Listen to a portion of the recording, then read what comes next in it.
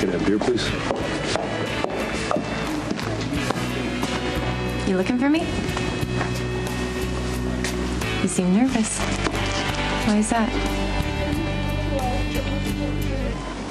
Dr. Beacon, 509. Dr. David Beacon, Mulch, 509. Hi.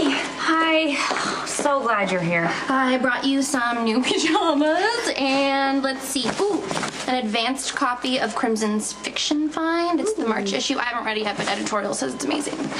Thank you. I could use a distraction. So, Lisa is up to her old tricks. What else is new?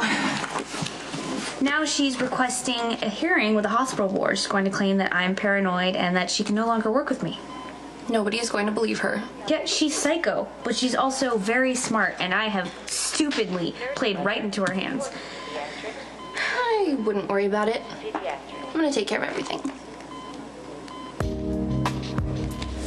I know you, John.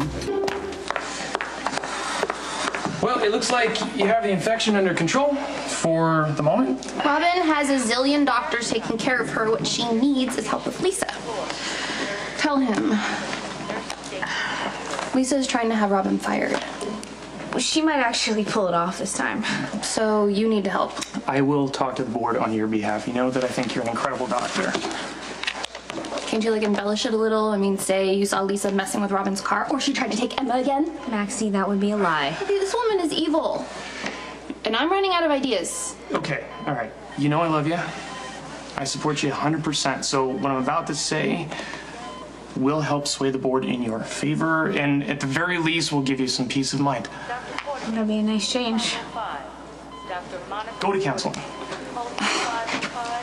That's like asking Robin to say something is wrong with her. She needs to take responsibility for herself. It will demonstrate that to the board. Just go a few times, talk to them, work through your feelings with Lisa and Patrick.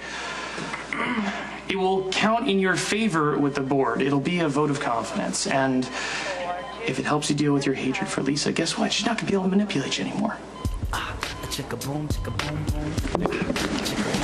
got it. Aren't you afraid that I'll misinterpret your generosity? Lisa, I apologize. In the past, I've led you on, and I'm sorry about that, and I'm sorry about everything you've been through. Shady Brook, all of it. Yeah.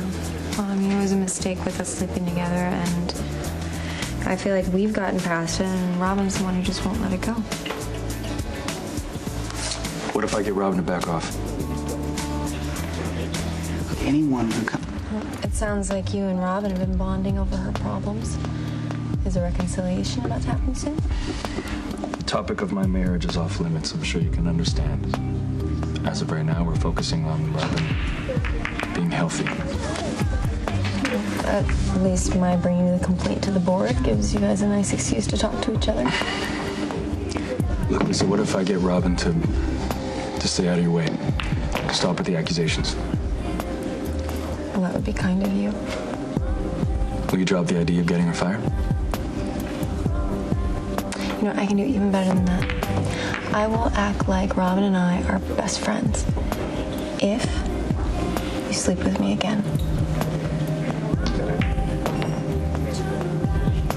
You know, don't get me wrong. Okay, relax, Drake. I was only kidding about us sleeping. Well, I wasn't kidding about saying I'll do anything to fix my marriage, but sleeping with you is not on the table. Well, what if, hypothetically speaking, Robin can't get over what happened and forgive you? I mean, it's not that far-fetched. I mean, she's pretty tightly wound. What if nothing works? Where does that leave us? Whatever happens in my marriage, Lisa, it's not going to change the fact that Robin is the mother of my daughter. And I believe you when you said you didn't want to hurt Emma, so out of the sake of my daughter, will you please don't try and get Robin fired. If she loses her job on top of everything else, it's not going to be good. I'll think about it. And that's the best that I can do right now. Okay. Okay. Thank you.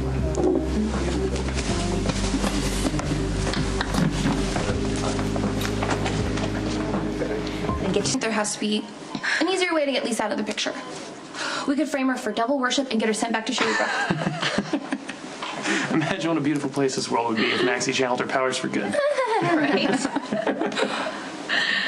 I have to make a phone call. Yes. Actually, that lab report, I gotta check it on my breath. Dr. Jeffrey Cochran. It's good to see you smiling. Yeah, well, Maxie drew a picture of Lisa wearing devil horns and a straitjacket. Yeah, that'd make me smile too. Dr. Elliot Smith. Speaking of Lisa, I just had a conversation with her, and hopefully I convinced her not to go to the board. Well, she'll say whatever you want to hear to make herself look good. She wants to be the hero in all of this. You're my hero, Robin. You're the only woman I love. I adore you. Look, I know you want to fix this, but guilt and regret are really bad things to build on. And I told you, I have to do this by myself. You were good in there.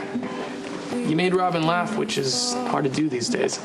I was serious. Lisa and Shady Brook is a win-win. And it's a little scary how quickly you came up with that plot to frame her, so I have to keep my eye on you. Okay, look, you just did something that I couldn't. If I brought up therapy, Robin would have looked at me like I was crazy. You made it sound like a good idea. If she's gonna invest in fixing her marriage, then therapy's a good place to start. Robin knows that. You know, for someone who's so in love with himself, you're very perceptive about people. Well, for an airhead blonde, you're quite introspective yourself. When Don't leave me now.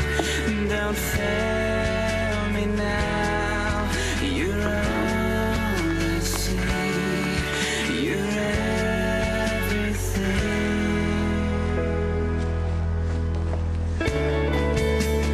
Watch the raindrops cry.